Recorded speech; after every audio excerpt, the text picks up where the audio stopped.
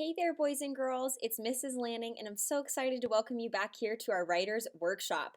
You friends have been working hard on learning how to write fiction stories. That's the new unit that we have begun.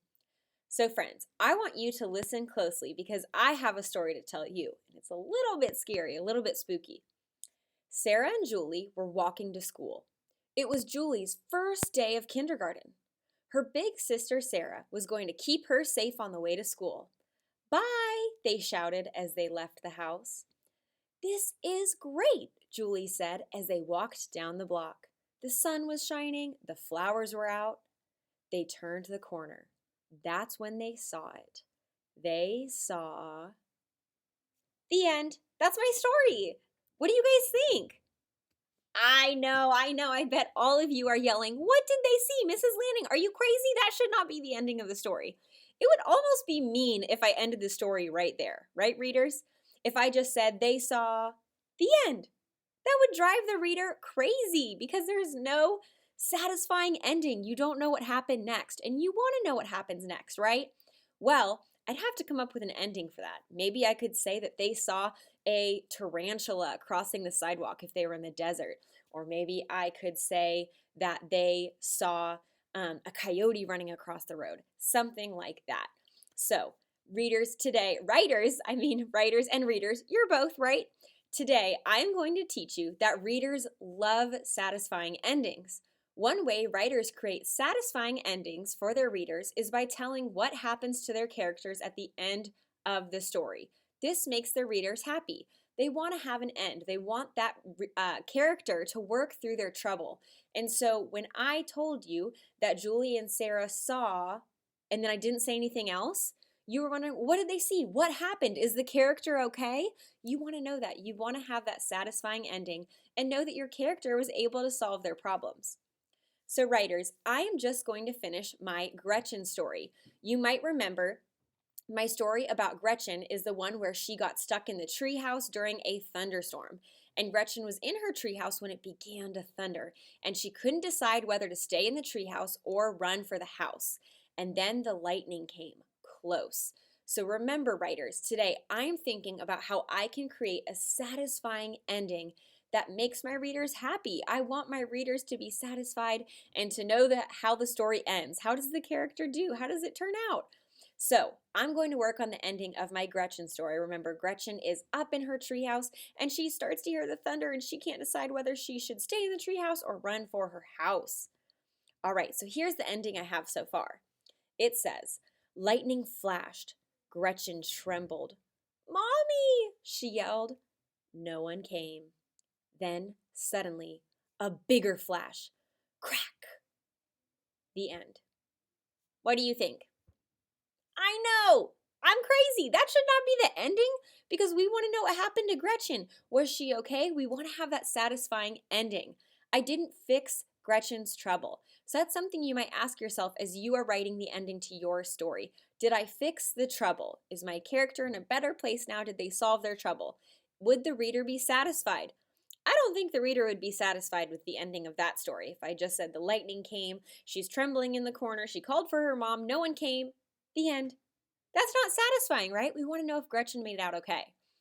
So the way that story ended didn't seem so good. And it's because Gretchen is still stuck in that treehouse. I haven't solved her trouble. So I'm thinking I should try to get my character out of trouble. I need to make sure that I fix the trouble she is in.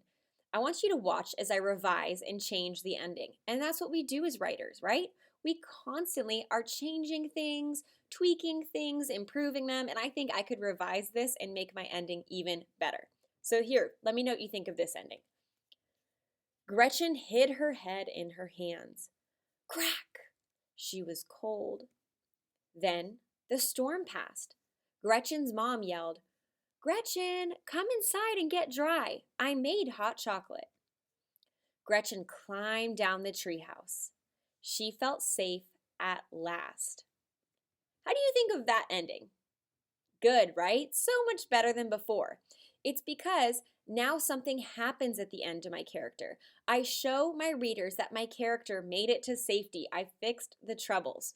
And writers, you can make your readers happy too by helping get your character out of trouble. fixing the trouble, solving the problem. And here's a tip for writing those endings that satisfy your readers. First and most important, you want to write a solution. Get your character out of trouble. Another tip is to use everything that you learned about bringing stories to life in our small moments unit. It also works when we want to stretch out the ending of our story too. Remember, you learned to make people move or talk, to feel and to think, and you can do the same thing in your endings. You can have your characters do actions, make them talk, make them move. You can tell the ending in small steps, and you can bring out the inside.